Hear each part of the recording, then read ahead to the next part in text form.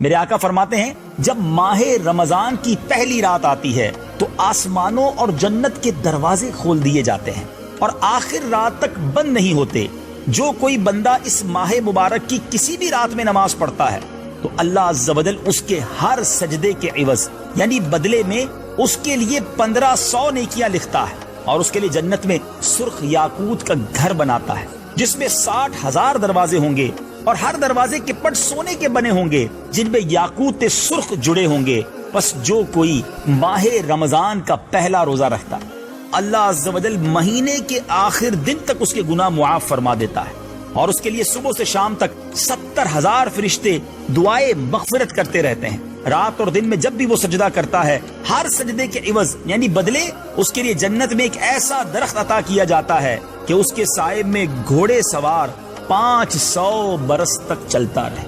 سبحان اللہ، پہلے دن اور پہلی رات کی یہ بات ہے تو آگے آگے کتنی رحمت